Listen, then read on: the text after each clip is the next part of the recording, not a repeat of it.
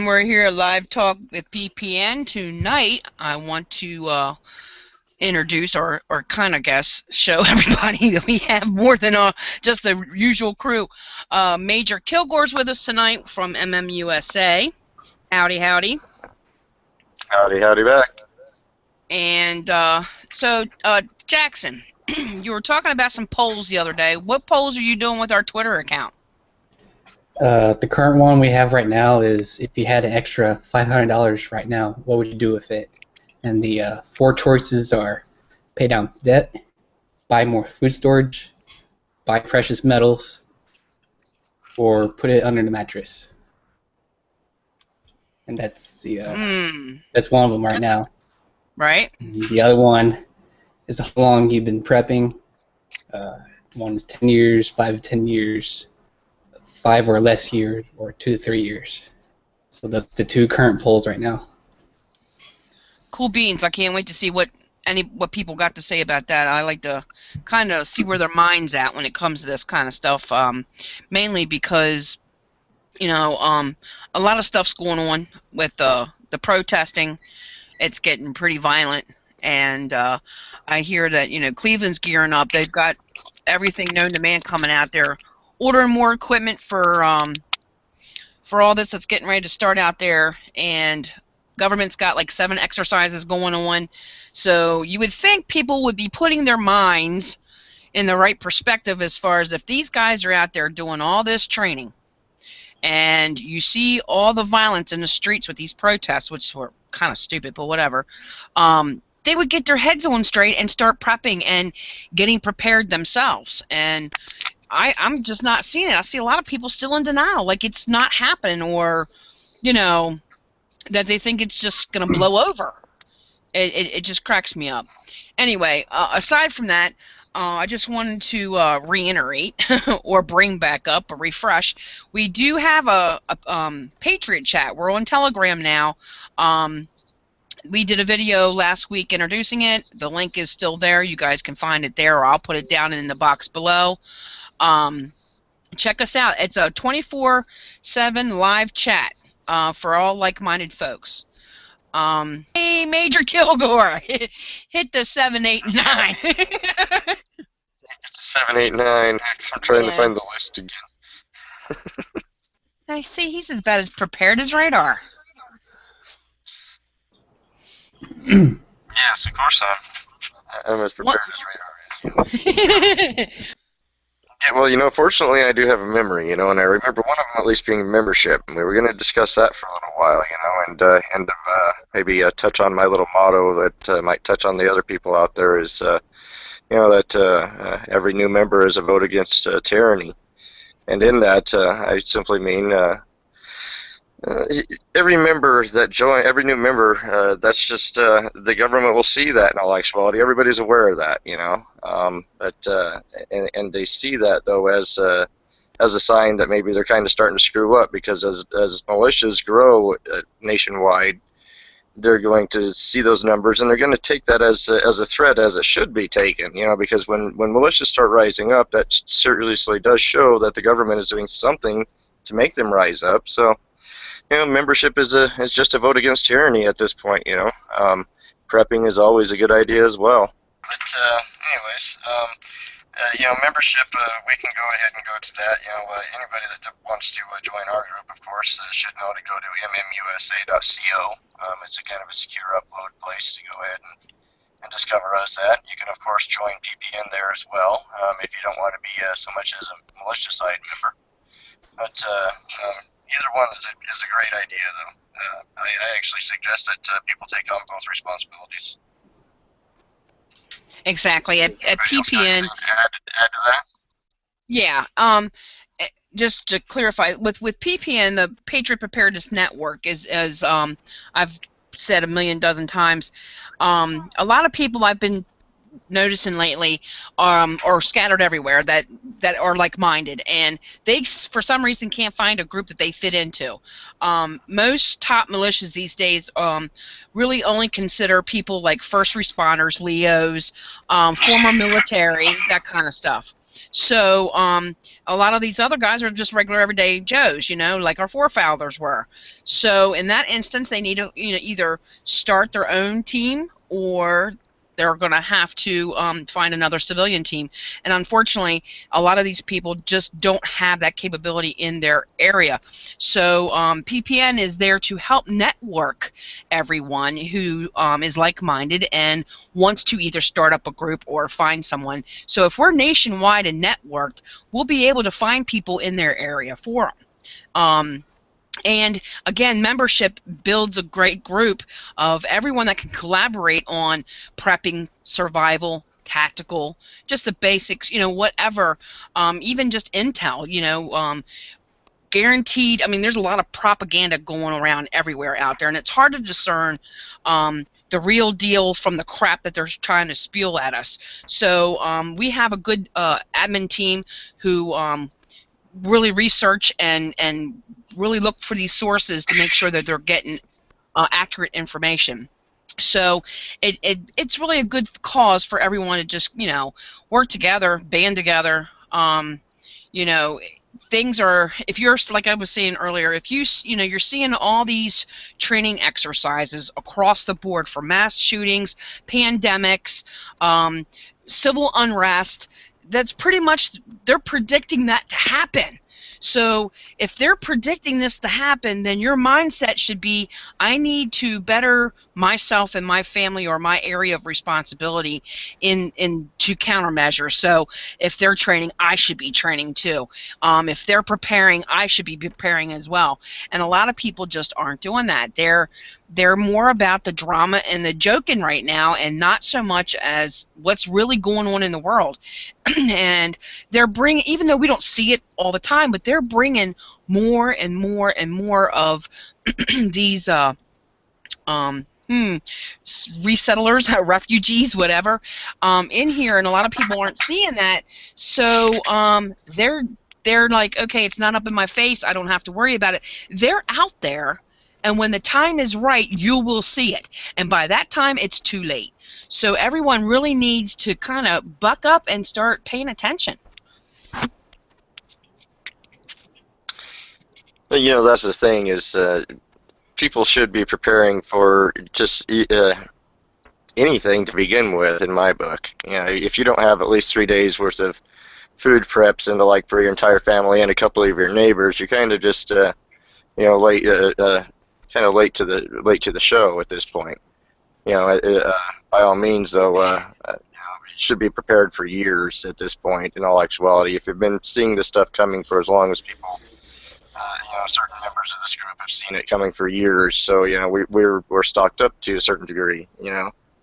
But, right. Well, I think even FEMA has changed from 3 days to 3 months. You know. So if you haven't got, because I mean, if you haven't, you know, also noticed, people, you haven't probably really been paying attention, but there's earthquakes everywhere, some crazy earthquakes.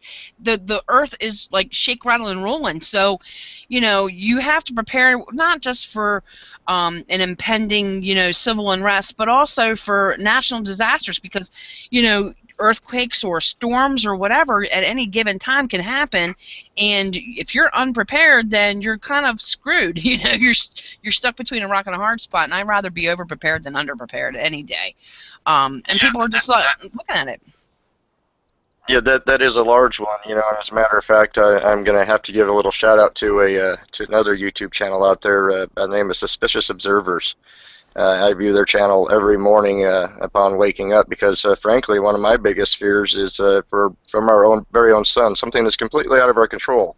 And that's simply that it has a coronal mass ejection that creates such an electromagnetic pulse that it knocks out the power grid worldwide. You know, I mean, think about that one happening. You know, something that nobody's aware of. You know, an EMP occurs, or a coronal mass ejection occurs. 3 days later, the EMP hits.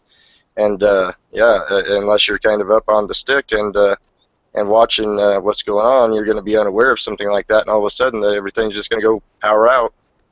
You know, I mean, so you got to be prepared for something from the sun itself as well. You know, I mean, not only just Earth disasters as well. You know, I mean, everything's out there. You know. I don't know. Myself, I prepare for that myself. Right, right. It's That is why even my bug-out buggy can run without. Well, it's EMP proof at this point. right, and that's usually a lot of people were talking about bug out vehicles, and they were talking about an older models that don't have any computerized anything, so it's just basically carbureted, right? Yeah, you have to kind of go old school with that stuff. Yeah, the only thing I've got in that category would be my motorcycles, and of course I can't haul too much on those. So, I would figure, you know, if you already know where you're going, try to keep some of your supplies there. Get a motorcycle trailer. A what? Yeah, that's kind of that kind of actually leads. That actually kind of leads into number 8 on that list that we have tonight. The priorities thing is what do you do, how do you do it, and believe it or not, man, to be a proper prepper, it takes a lot of strategy. You have to learn a lot about logistics, and you have to also kind of think well ahead. Like 5 moves ahead in chess. Because if this happens and that happens, if that happens and this could happen, and on down this little trail you have to go. So therefore, I suggest to everybody that has the ability to go and get a few 5-gallon buckets, stick a few days worth of food in it, go out and bury it in some undisclosed location. Do that in about 17 or 20 different locations. That way if shit hits the fan, you've got 17 or 20 different locations located all around you that you can pick something up at. If you're making an exodus, try and make them kind of in a try and hit a few of them on your way out. If you only hit one, hey, at least you've got that much. Exactly. But that has a lot to do with your bob as well. You've also got to be physically fit enough to actually get to where you're going, and preferably physically fit enough with your bob on to do it. I don't know about you guys, but my bob weighs about 52 pounds, and if I don't throw that sucker on every once in a while, I don't like it. Right, a lot of people get confused with their packs. I mean, some people will, you have your EDC bag, your bug out bag, your inch bag, and I think my bug out bag sort of started swaying towards my inch bag, and everyone, they just they want to take as much as they can, and a lot of people that I know around my area are going to try to bug in, and for me, I don't know, I'm just one that don't like to be a sitting duck. And I know once you get out there, though, you're going to have to be on the move, on the move, on the move, on the move. And even if you have a final destination as a base camp or whatever, you still might be forced to move even from there. So it's kind of going to be one of those common sense things to know, okay, I'm not going to be able to hold off all the crazies because, people that didn't prepare is going to start being not so nice. Well, that's the thing is, you nailed it kind of on the head, because if you think about it, we had a very good example of this down when Katrina hit. We really did. There was a very good small-scale example of what the whole of the United States could be like. And right down to them going in and taking guns. The National Guard going in and actually taking people's guns to stop them from being able to ride against each other with them. All that being said, that leads back into why membership into a group is so necessary. Things like that can and do happen. Right, and it's more secure. You have an easier way of being able to secure your preps or your safety if you have, more in a team-wise instead of lone wolfing it. And I know that, like Katrina was just like you said, a small taste of it, but I'm pretty sure with all the way things are going and the way they're gearing up and all these exercises, they're expecting a civil unrest on a mass scale. So if that's the case, then I think like the domino effect, plan A, B, C, D, go through the entire alphabet if you have to and predict everything that could be an obstacle or that will go wrong, that you'd have to go a different route or leave some. You might even be forced to leave some of your preps behind because you just can't store it all or haul it all. I know a lot of people that are canning and you just can't haul jars down the road. I mean, you know, you have to really think through your plans and have them mapped out and test them. You really have to test them and train that way. A lot of people just say, "Oh, I got my shit, I'm good to go." Exactly. You know, I got my shit, I'm good to go. Exactly. You know, such as in my AOR.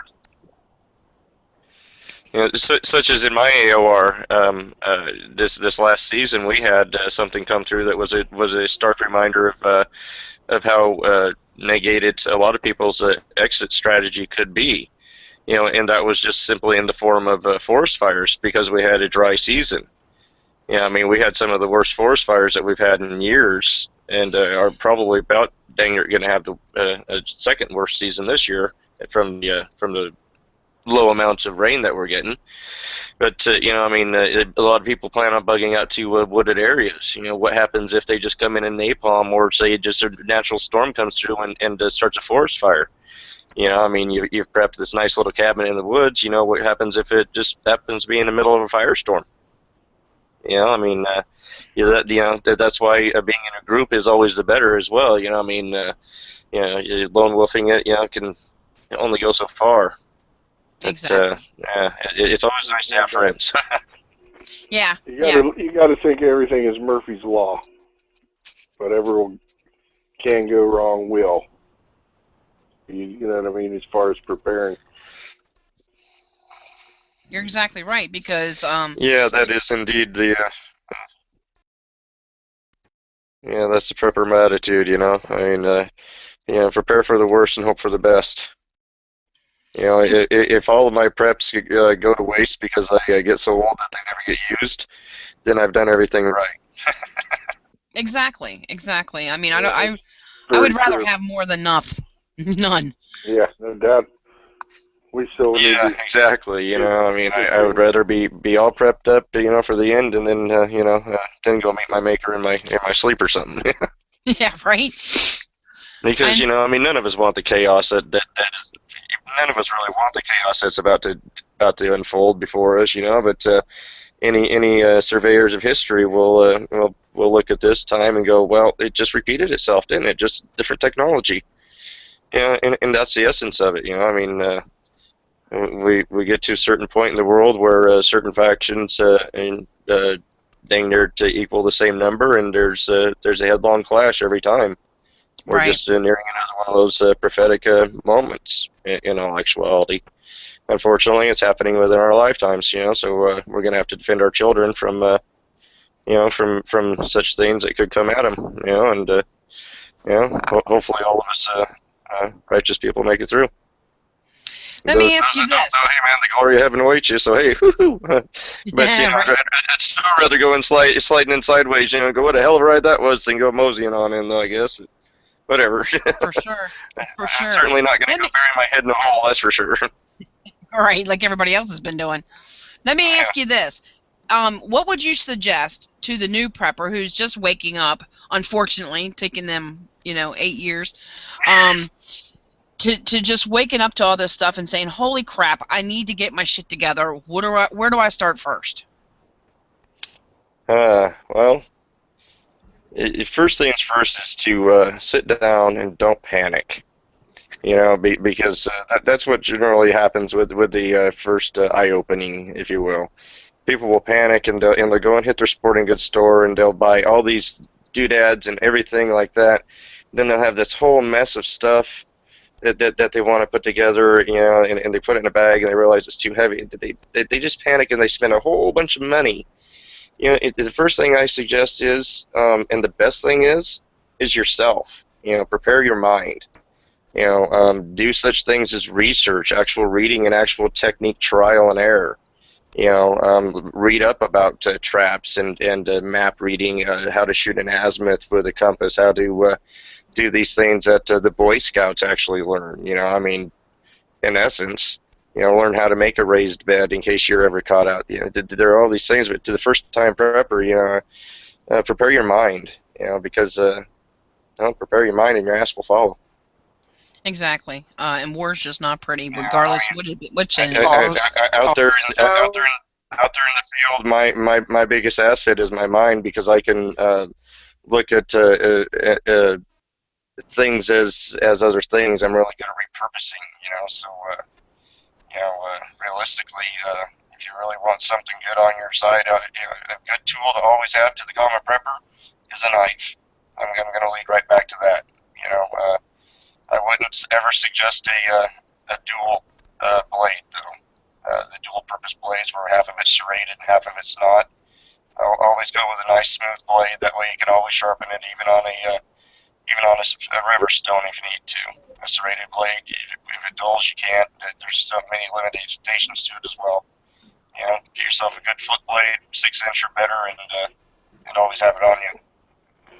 Because you can even use your leather belt to sharpen if you had to. Exactly. Make sure it's full tank, because you're going to be using it for a lot of different things. Yeah, and also to the newly awakened prepper, there are so many assets right now that you have to be able to view. Even on our channel, we have a variety of different ideas and such things like that for the bob, for your bug out bag and your everyday carry bag, and what to of having your car and all the rest, And but in the end, it seems like in every scenario that I've looked at, it seems like physical fitness is going to be a key. So I'm not saying go out and get a gym membership either. Gym memberships are fine. Don't get me wrong. If that's your thing, go for it. But I would suggest that you actually get used to more urban style, almost free running if you can. But me, for myself, I spend a lot of times out in the woods, as everybody knows. So I keep physically fit by going up and down trails, logging roads, this and that, and taking shortcuts and chasing my dogs, and just having a dang good time, frankly. Yeah, I think the better, the best. I must admit, at all times, I have my knife on me, though, at all times. Right. I think the best physical activity you can get, depending whether you're in the city, you're in suburbia, or you're in the country, wherever you're at, you're going to get the better training there than you would be in a gym, where you're in a fixed setting. You don't want to be in a fixed setting. You want, because that just gives your muscles the same repetitive training, and then you never go ahead. Exactly. So you want to be able to be right. You want to be in your own natural kind of area, and just if you're in suburbia, just walk around your neighborhood constantly, or start jogging it, or whatever to get your cardio up. If you're in the country, jump logs. Also learn how to jump those fences. Figure out how to get your ass over a fence when because there's two different ways of putting up even a chain link fence. One of the ways is this top is very smooth. The other way is where there's wires up. If you don't know how to pull the wires up, you're going to rip the heck out of your belly. Then, with no antibiotics being available, you've just submitted yourself to a nice slow death. Exactly. Because there's no tetanus shot available, and you have to practice these techniques. Even going over barbed wire, and heck, what if you experience razor wire? Oh my God, that stuff's just hell on wheels. Yeah, a lot of people don't realize how these things can impact when this happens. It doesn't matter what it is. If you're in a race to get away, it's no different than a deer. A deer has the most will to live. I've seen deer get hit by cars, breaking legs, and still get up and try to go. So if you're trying to get away from rioters, even, you're going to have to outrun them or something. And if you're weighted down with all this gear and stuff, and, no matter how you start out, whether it be a car or a bike or whatever, you're going to end up on your 2 feet eventually at some point. That is the extent of it, because even with something like I look at, with an EMP, some predictions suggest that it could be up to 10 years before the grid is completely up and going again. 3 years minimum. So how many assets and how many things are going to be? Everybody's going to be on foot by the end of the first year to begin with. I would ascertain, at least. Just because of lack of fuel. And yeah. Yeah, in any case, the physical fitness has to be there. If you're not physically fit and are able to do things, not very good for a fight anyways, I guess. Right. So we're looking at... That's my thing, though. We're looking at, for first-time preppers, to get in the right mindset, do your research, acquire a good, decent knife, something that can be resharpened and over, and then I guess your food and water is a big thing too, and just try to minimize your pack weight. Well, and always keep in the mindset, the 2 is 1 rule. 2 is 1, 1 is none. If you're going out and get something, like your knife, it has to kind of be able to. The knife is itself a multi-use tool, so it has much more than 2 uses. Every one of us knows that. But so that's kind of almost a moot example. But buy 2 knives, though, by all means. If you can, to have 2 knives on you, because in case one breaks, well, you know what? Then you have 2 is 1, 1 is none. But at least you still have 1 left. That's kind of a thing. One of the mindsets, as well as to make your bob and such lighter.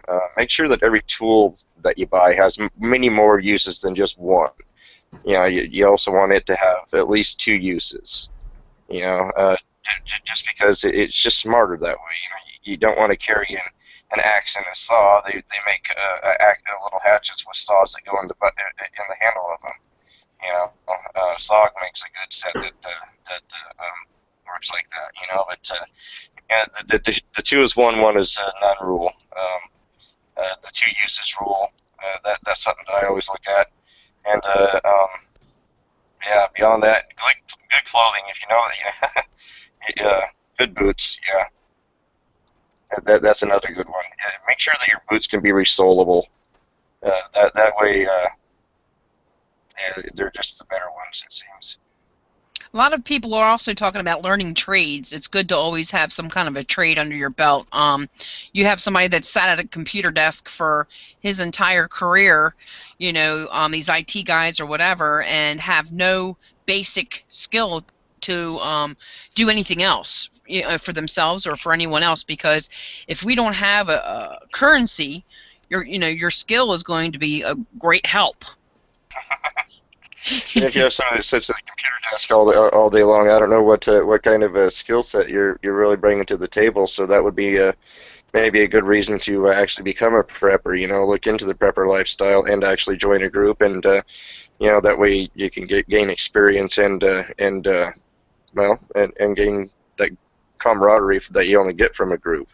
And as you mentioned before, we all are in the end patriots across the whole United States. And the more of us there are, the obvious conclusion is they're going to see us rising up. And if it does have to come to something like that, well, at least we'll all be connected as well. It's good to have allies.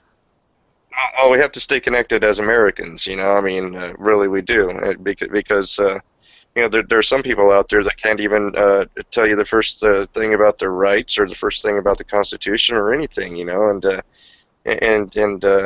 frankly, that kind of scares me. It makes me wonder where our school system has gone to, but that's a story for another time. Oh, most definitely. We have gone through so many things over the many months that we've been doing videos. We've touched a lot of the Common Core stuff and dumbing down our system, and why they dumbing down our system, and also the attack on our health. Big Pharma is out of control. Radar covers a lot of that. With these pandemics coming out, the Zika and some other super Ebola, I remember we had this conversation before where Obama had says there's never going to be Ebola again. But yeah, of course, because now you've just mutated it. Let's give it a different name now. But and the CDC's covering up so much crap with the vaccines, and lawsuits are trying to come out. Of course, their liability, you can't sue them for any wrongdoing. But they pretty much covered all our resources, our air, water, and food. So you're getting hit from all angles, and you get to a point where you just feel kind of hopeless. So I guess the best you could do is just to get information. And when you're in a group like that, like we were saying about the PPN group, you'll get a lot of it right there, all in one shot. You don't have to go hours and dig on this site or dig on that site and wondering if this propaganda or is this the real deal. Whereas you get with a good group that is well-rounded and networked, you're able to get all your information in one spot that's already been looked into and dug in and made sure you were getting the right information. Yeah, that's the thing, is we do have citables that you guys that's and the like that you can go back to and to where you can see where we've done the research and gotten our knowledge from. I mean, that is a nice thing about the website that we have set up there. Especially the forum and the like. When you get fully joined up, it opens up so many varieties of things. Including prepper supplies. Proper diet. Yeah. And indeed, I mean, you're asking what kind of things a person might put in their bob or something. A priority. Boy, that the site itself has a multitude of ideas as far as that goes, and in fact, a lot of them do follow the 2 is 1 is none rule in that in the prepper supplies. Exactly, and I know our admin team worked pretty hard at finding the best prices and sale items all the time. I mean, there's not like everybody has a brick and mortar down the road where they can just go and get all their supplies. And some people think, oh, I have to purchase a kit for this or a kit for that. In reality, you can make your own stuff. You don't need all this bulky crap. I mean, you don't need a big tackle box for fishing gear. I mean, it could fit in the size of your hand. That's exactly what I mean by prepare yourself. Because you are the greatest asset to any situation or any bob, if you will, any one of your bug out bags. You're actually the biggest asset to that. Those are simply the things that you are going to use to make your life a little simpler. I mean, in the end, you have to be able to improvise. See things as other things. I mean, there have been television shows on where the guys go out and they find this wrecked airplane or something like that, and they create a this or that out of it. Well, that's kind of the mindset you always have to be in intellectuality, in my book at least. Yeah, repurposing things just like MacGyver did. Yeah, exactly. It's I don't look forward to anything happening, but I guess I'm prepared for it. But yeah, but that's it. Like I was saying, it's all about you. You have to prepare your mind, and if you have an information source such as we have for all these things, then then why not utilize that free resource? Exactly. Top, you got anything else you want to add? Not really. Let's see, I caught him over there. I can tell you the results so far for the polls. What's that? You didn't even see that bus coming. What'd you say? I can tell you the results so far for the polls. Okay, you're back to Twitter again. All right, let's hear it. All right, so for that $500 question, 33% wants to pay down their debt, and 67% of people want to do buying precious metals. And pay down their debt. Mm-hmm. So where's the other question? So that means give more to the people that are about to take it away from you. Exactly. That's where their mindset is. They're still worried about moving on with their life, thinking that nothing's going to happen. Well, if shit hits the fan and there's a world without law, there's also a world without bills. So. Well, there's also a world without supplies. Exactly. So and that's where your networking and you come into play once again. You know, I mean, how many people know where to go and get a food resource right now? Well, I know you guys do, but you know, how many of our listeners do? Yeah, I mean, Well, say they actually had to go out and kill something to eat it tonight. What would they go out and kill right now? What's in their neighborhood? What's in their AOR? And do they know the location of the nearest pigeon? You know? you know, Radar had sat here during one show and explained when all that stuff hit Venezuela and what the shelves looked like in the stores, and it was bare. No one had food, and no one knew how to utilize their resources because, like Bernie Sanders does, he keeps everyone, and everyone gets dependent on it. Well, now they lose. They're at a loss because they don't know what to do.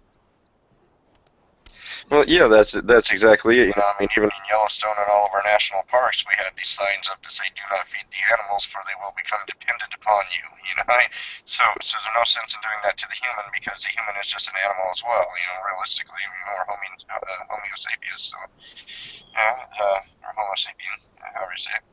You know, I mean, I know we're all exactly just what you're saying. homos. Exactly. But in the end, you know, it's just animalistic behavior that will come of people. You know, I mean, as I was mentioning earlier, Hurricane Katrina was a good example of that. Once again, you know, the very dependent people were down in that in the shelter, you know, in the stadium. And then they actually complained about how they were being treated when they were being sheltered, you know, but that was a really weird dichotomy to look at, you know. They weren't sheltered correctly, but however, they were still safe. They don't understand how safe they were, but at the same time, they weren't safe because they were under guard. You know, it's kind of like walking into a prison to visit somebody. You know that you're free, but the instant that you hear that door go clink behind you, you know, if they don't want to let you out, they don't have to. You know, Well, there was still a lot of things going on in those places, like rape and stealing and a lot of that crap. Yeah, and that's exactly it. You know, and in a place like that, had they had just cul-de-sac groups, even, you know, that were prepared, you know, they would have been so much better off. You know, just as little groups throughout that could have then joined and helped everybody else out. You know, because in the end, at least that's our side of it. Is we're actually here to be our brother's keeper. That's my opinion, at least. You know, so when shit hits the fan, I'm gonna, you know, you haven't got a friend, you haven't got family. Well, you know what? I'm your family now. You know, come on aboard.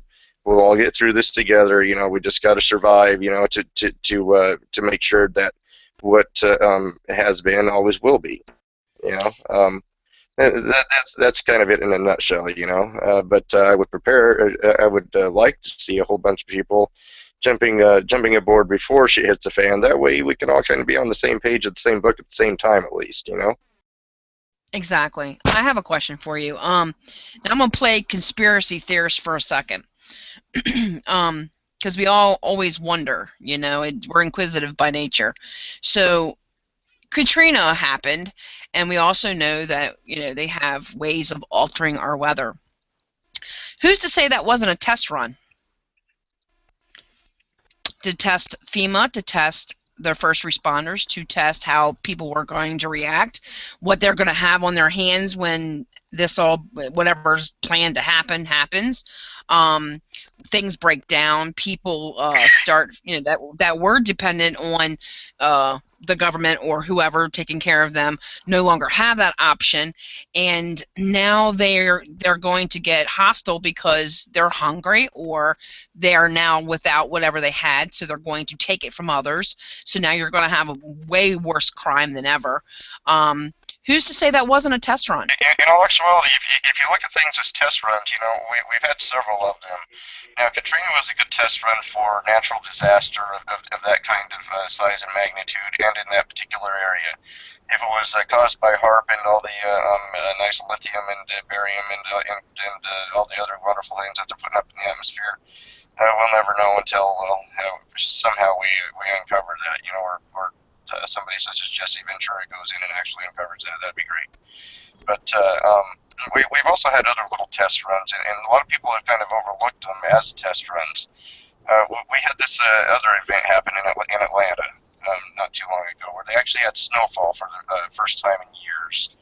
And all of a sudden, I myself was reminded how well the sheeple out there actually listened to the government. Because I don't know what was it? 1.3 million people were told to go home at once.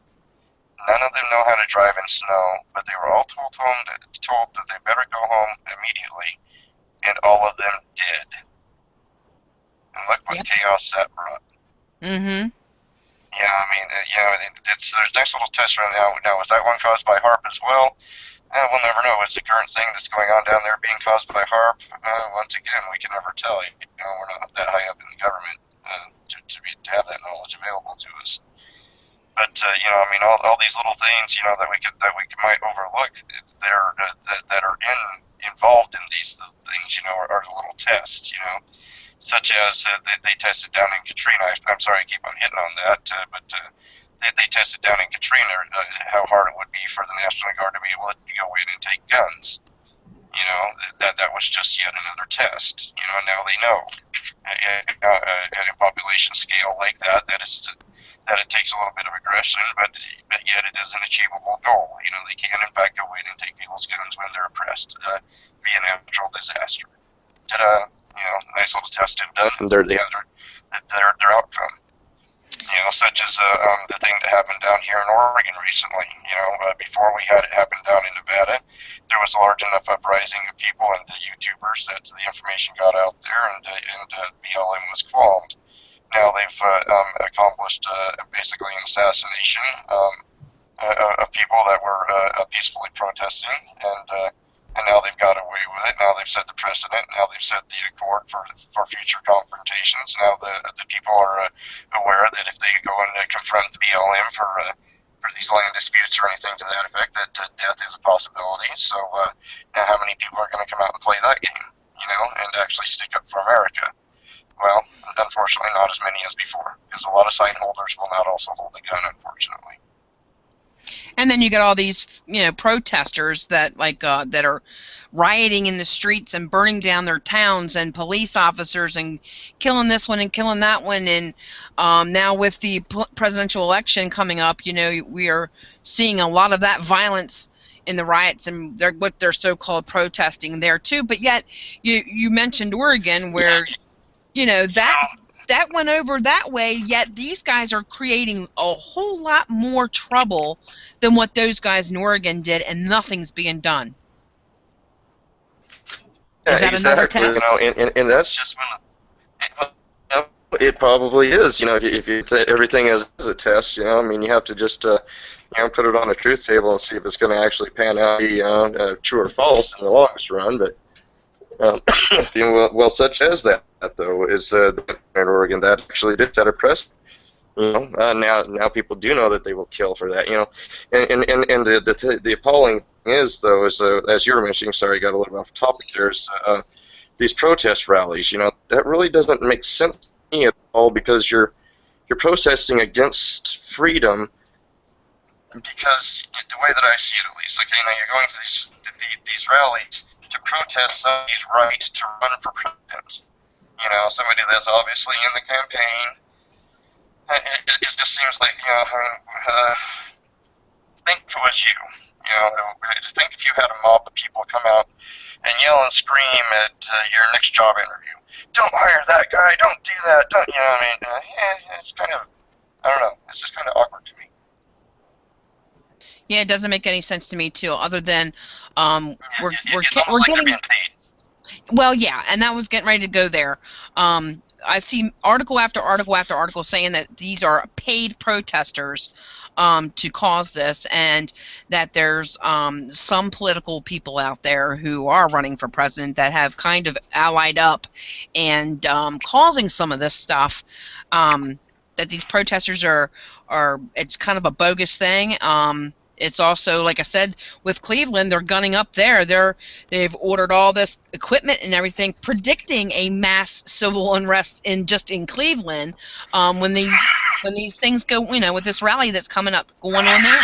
So It just seems like all these things that they're basically training for, I can't imagine how the average person can sit back and see or hear all this stuff, and they're more worried about paying their debt down than getting prepared. I just can't fathom it.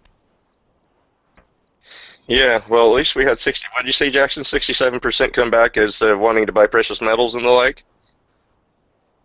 Yes. Was that the number I heard? Yeah. Mhm. Yeah, see, at least that's a good. That's always a good investment. That's actually why I have a gold coin myself. It's not only a nice place to go up and relax at in the summertime, but it gives me a certain amount of precious metals under the belt as well. Because in the long run, precious metals are the commodity of choice. You can have all the shiny pebbles you want, but everybody recognizes gold and silver. Another thing people haven't thought about too, I know a lot of preppers who are kind of like a couple of years in, just think about getting these food buckets, MREs, whatever. What happens when that runs out? And say, they're not expert huntsmen. No one's really given these heirloom seeds any thought. You can grow your own food.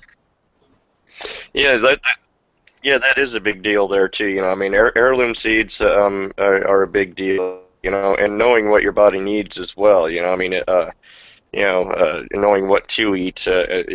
Even vegetables. Beans aren't the only ones with high protein. I mean, your Brussels sprouts are one of the higher protein ones. And a lot of people overlook that. I'm a Some of the kale things eater. that I have in my yeah, there you go. Well, Kale and spinach.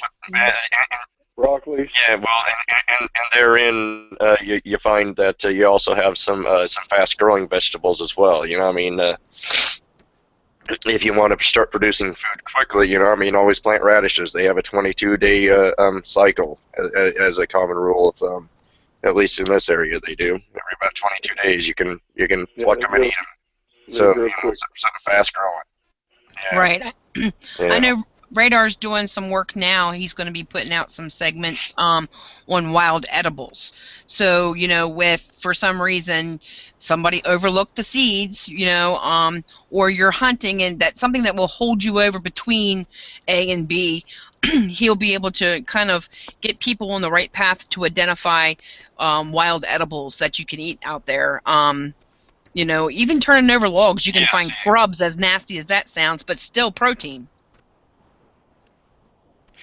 Yeah, in fact, that's one of the things that I teach in a survivalist camp that I do. It's a very short session thing, but that's one of the things that we do is we actually go out in the local area and find the big black ants, and these are 13-year-olds that I'm dealing with as a general rule of thumb, and go out and snap their little heads off and eat them and find out that they do in fact taste like the lemon heads, and I teach them other things like that, but these are just your basics in all actuality. That's why I keep on leading back to knowledge is power.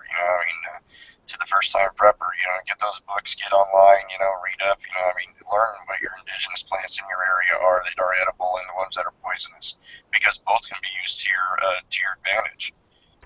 If you're setting a snare-style trap or something like that, or a puncture-style trap, you're gonna, you can even use things that are generally poisonous as something to your benefit. Exactly. But if you haven't got that knowledge, that's just the thing. Is right now, everybody, well, most everybody at least, most everybody in the world is carrying around the information power of the world in their hand, but yet they're still asking a lot of questions. Right now we're at one of those technological ages where you can literally look at your phone and ask it a question. It's going to tell you the answer. Now not everything on the internet is true, but you're going to be able to find a resource for a book that is about the indigenous plants in your area. If your phone doesn't point you to a store in your area, then you can always Amazon that thing. Oh yeah. We've got the ability, we've got the capabilities right now with the resources. Go to our site, we have thousands of things to order. And viable sources to get things from. Like I keep on saying, in the end, knowledge is power. If you haven't got the knowledge to use everything in your bob, then you haven't got the power. Exactly. A lot of people just get the You stuff. can have. A lot of people just get stuff and Yeah, just that's sit it exactly there. They it. don't test it. They don't try it out to see if it works or if it's any good. Yeah, that's exactly it. You can have an axe sitting there all day long, but if you don't go out and chop a log with it, you're not going to know how to use the dang thing. And I've seen some really interesting pictures of people using axes that didn't know how to use them. Come to mention it, our president with a pickaxe looked like one of them with an axe that I saw.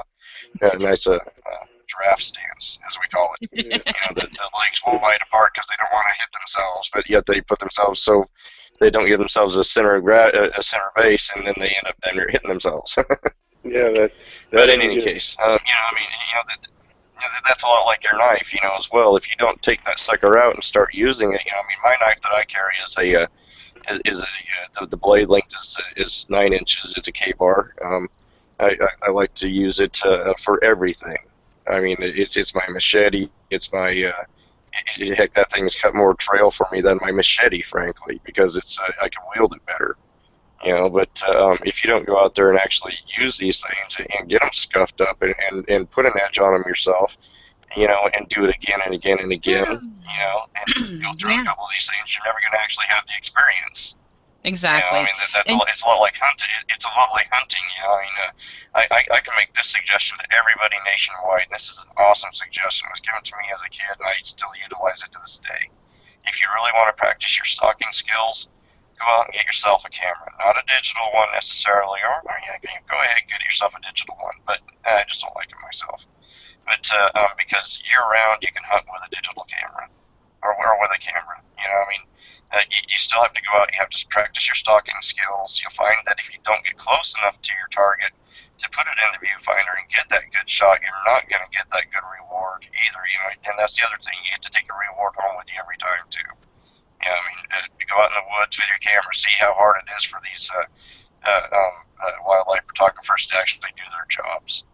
Right. And it gives you the advantage to practice your stalking skills as well. Right. If you can't sneak out, that just goes back into the knowledge thing, though. If you go and buy yourself a bow and arrow and you go out and shoot with it, that's one thing. That's cool. You can hit his target at 50 feet. Okay, that's really awesome. But now, can you stalk a deer within 50 feet to be able to hit it? That brings another thing to the table. And then the other thing to bring to the table is, do you know where to go find the deer? That's the wonderful thing about it is if you go out there with a camera, you're going to know where to find them anyways. If you do your job right. Right. And now, right. I was also, you were saying something about, working with some 13-year-old kids and whatnot. I think it's important that, everyone involve their family, no matter what age they are, in their, what we consider training. It's all, it might seem fun, or camping out or whatever, or going hunting or whatever, or taking those pictures. It's still a form of training, teaching that child stealthiness and quiet and concealment. Yeah, it's just up here in the Pacific Northwest, we call that common sense. If you don't know how to hunt or feed yourself, then you're never going to find a wife, because they probably do know how to hunt and feed themselves. Anyways, plus the fun that you can actually have when you actually interact with kids as well. You go out and you teach a kid how to properly use a slingshot, or a bow. Teach them that both of them have a hitch point, and if you utilize that hitch point on both of them, you're going to hit your target most every time. You don't have to have all the fancy sights on all the compound bows and all the rest of it, to actually get what you need and all the rest of it. It brings a lot of joy to you as well, to see that spark in their eye. And hey, plus, who doesn't like to shoot slingshots? Oh, exactly. My 16-year-old loves that stuff and throwing knives, and we try to involve her in pretty much all of that stuff, shooting at the range. I had just started to pull in my 7-year-old, thinking, she's a little bit of an airhead, but when you make it fun and interesting, it keeps their attention, and they actually learn something from it. Well, that's also another thing is once they understand these things can actually do certain types of damage to other things, it empowers the mind in such a way that they realize responsibility a little bit better as well. You know, they realize that, hey, you know what? It kind of it generally helps to center them. I find, you know, I don't know how or why that is, but it just seems to be a side effect. Right. I really don't think we give kids enough credit. Yeah, well, that's the thing, you know. Is I think somebody mentioned on the previous show is a lot of parents now think that parenting is the monetary amount of money that they spend on the next video game is the amount of love that they've just bought or whatever, you know, and never realizing that the kid would probably like it a lot better if you actually sat down and played that video game with him, you know, or just, you know, the time that you could spend with the kid would be so much better. I don't know how to say that, you know, that they use the video games in the entertainment centers for babysitters and for kids to grow up on, you know, and it's just baffling to me how these kids can go out into society and, well, I guess that's why it's so easy for the government to take over if they need to, you know. Right, because they're not being a productive person. Well, yeah, you know, well, they're being productive, but only in the digital world. You know, I mean, and that's Right. where all the money exists right now. So apparently, that's the only place they need to be productive at. You know, but for the sake of themselves and their family and their own and their family's fitness, you know, I mean, they should be out there trying to, you know, at least take in some sun. Exactly. All right, where we want to go from here, guys? Okay, first off, y'all were talking about Katrina and HARP, and I was thinking on people thinking, oh, well, HARP isn't real. Well, back in the day, Nikola Tesla he could easily be said to be one of the greatest inventors of all time, because he is responsible for a lot of inventions that we use today. Like, I can think off the top of my head, radio transmitters and such. And one of the things he created was known as the Tesla Tower. And on top of the Tesla Tower, it looked a lot like the HARP array. I found that interesting. And that was about 100 years prior to HARP being an issue. Next up, you were talking about skills and how it's important to have skills. Something everyone needs to remember about having skills: it's free to have a skill. It just takes time to research it and actually go out and practice it so you can use it in the future. I agree with that.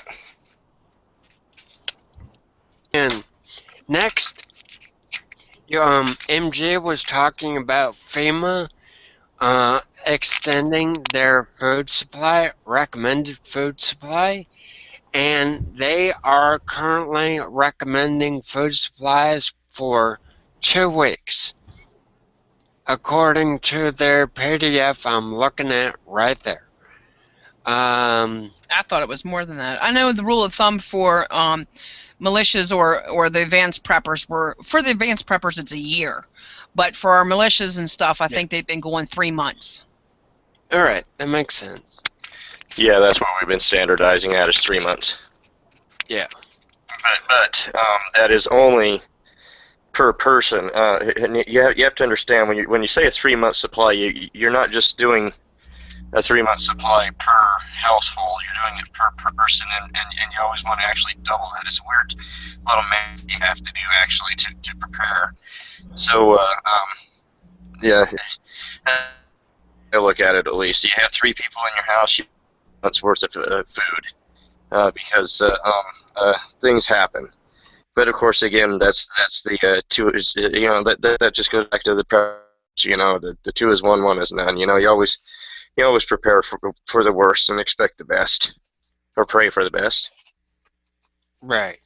Right. Right. I made a little slight mistake myself, like because we do have a little bit of a travel between our point A and point B, provided that we decide that it's time that we can no longer stay in one spot. So I was trying to calculate all the water per gallon per person per day, and I'm thinking, oh, we need more water, we need more water. And then it was like dawned on me, hey, point B has running streams. Really don't, I just need enough here to, you know, sustain myself until I leave to go to point B, instead of trying to stock up all this water here. Then it was the other thing about the food, you know, as far as getting the food and trying to figure out, you know, per person, as like you were saying. And then I remembered, hey, I have pets. I need to also take care of my pets as well. A lot of people forget that. Yeah, in fact, that is something that a lot of people overlook. You know, it's a lot of people will desire to take such things as pets with them, and unless you've got a properly trained one, such as a hunting dog, that might be one of your biggest mistakes, because, as we all know, dogs like to bark at people. You know, that's something I've always considered myself. You know, pets are a big deal when it comes to prepping. The desire to have them is you know, I have 2 dogs myself, but I worry about, if shit hits the fan, how quiet they will be. You know, will they be more of a liability than an asset? Right, right. Because it's another mouth you have to worry about feeding. Some people treat their pets as if they're family, and they get really attached, and they also think, you know, even though they're barking and stuff, that'd be a great watchdog, but it also can give away your location, like you said. Now, also, another thing that it's a grim thought, but a food source. And no, I don't want to go there, but if it comes to it, you know. All right. As far as the Trump riots, it's like, okay, you don't like Trump, you don't like Hillary. Wait to see what independents throw their hat in the ring for the primary presidential election, and just vote for them. Don't have riots and destroy stuff. I mean, what are you people, stupid? No, they're paid, Radar. They're not stupid, they're paid. They're paid, and the stupid is the cities that aren't squashing it when it starts and putting an end to it and getting that out to the rest of the country that we're not going to put up with this stupid shit. Baltimore. Yeah, they should have squashed them idiots right off the bat when they had that problem. Yep. I definitely agree with that.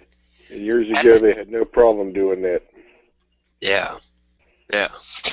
I was thinking about the poll that we're running on if you have $500 free and clear right now, what would you do with it?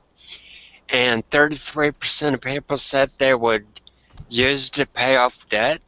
Well, you need to remember the average person is trained by big banks, and big banks are big on, well, give us our damn money back.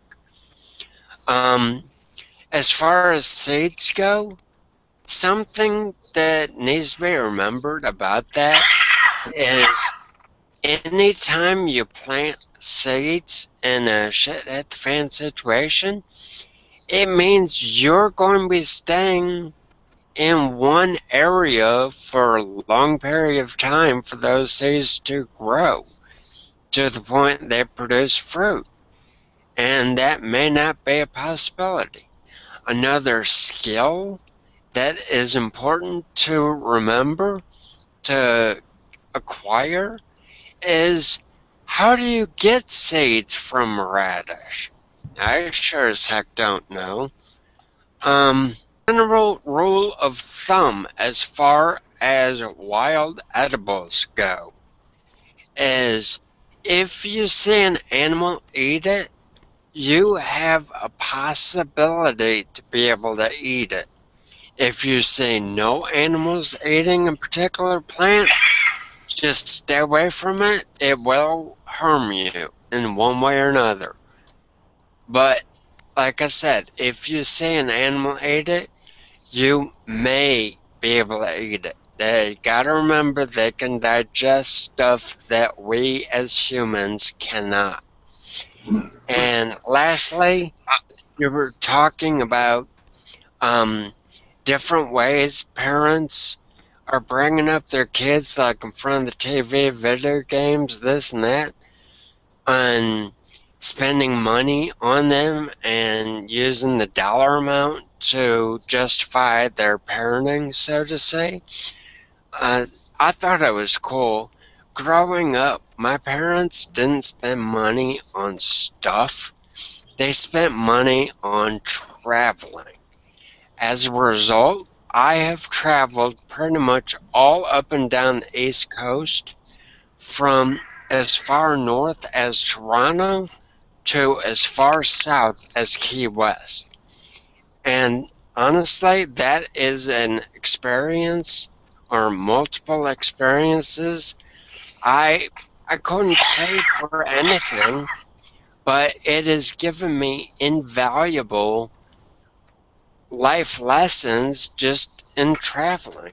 I'm sure you got to see several things along that route. I mean, that's a lot of miles.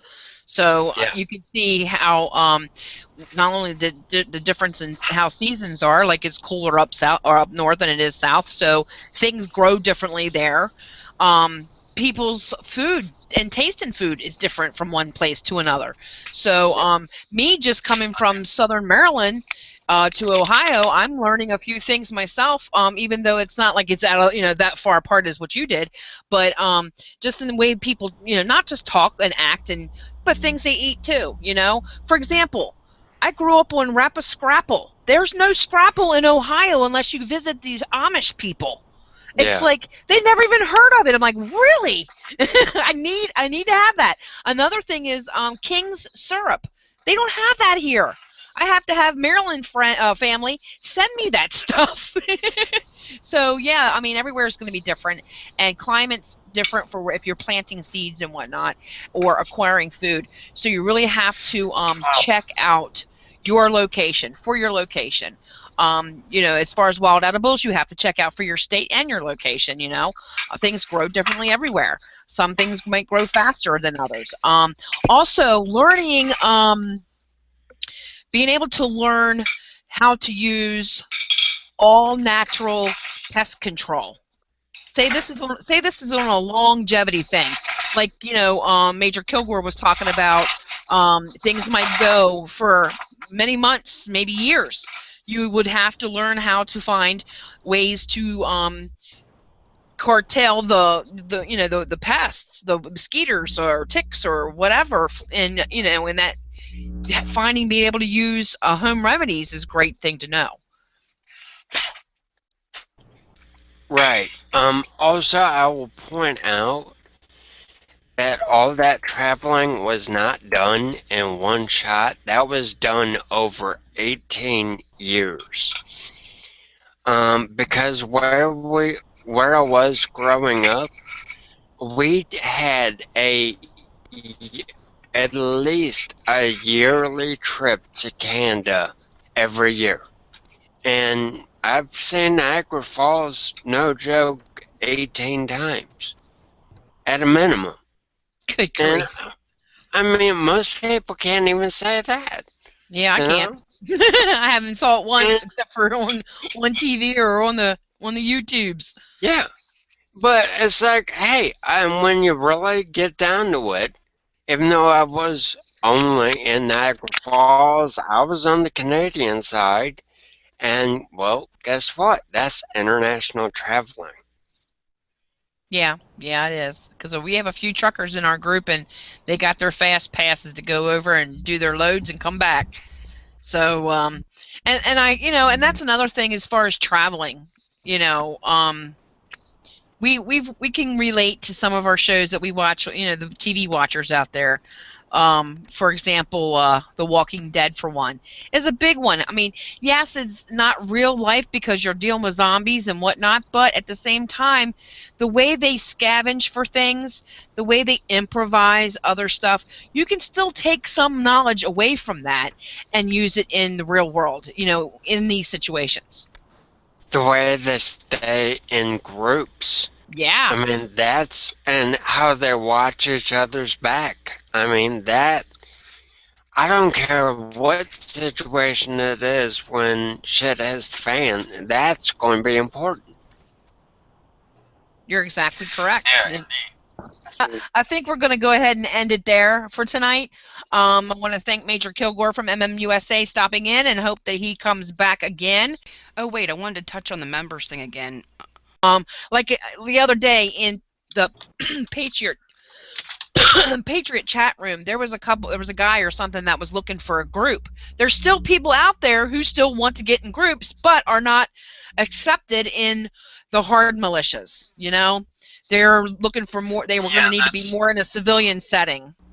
Yeah, see, that's a keynote that we should have put in there. You know, we accept people into we accept into MMUSA, and as long as you don't have you know, there are certain criteria as far as felons go and felonies go. You know, that we will not accept, obviously. And I think that we can all just jump right on the ones that we already know and just not even have to say them. You know, but as long as you're not one of those creepy people, you know, come on, you know, if you're a patriot, you know, I mean, give it, you know, at least put your hat in the ring. You know, if we, you know, you'd be surprised how many of those hats do not actually get kicked out. Exactly. You know? Exactly. Yeah, but if you go to another group, you're going to find that you're going to be the lowest man on the totem pole, and maybe not even be accepted just because somebody said this about you or that about you. You know, and as we all know, that doesn't take away from your patriotism at all. No, it doesn't. And I think a lot of it has to deal with your character. You know. And being able to trust somebody, you have to, if you're going to have that person as your battle buddy or whatever, you've got to trust them 100%, and that's about camaraderie and being able to be a whole family once you're in the network. And when you're in the network, you're a family. So. Yeah. Yeah. All right, guys. Right. Right. All right, guys. I want to thank everyone for being here, and remember, folks, it wasn't raining when Noah built the ark. So prepare today to survive tomorrow. See ya. See you guys. Later. Bye.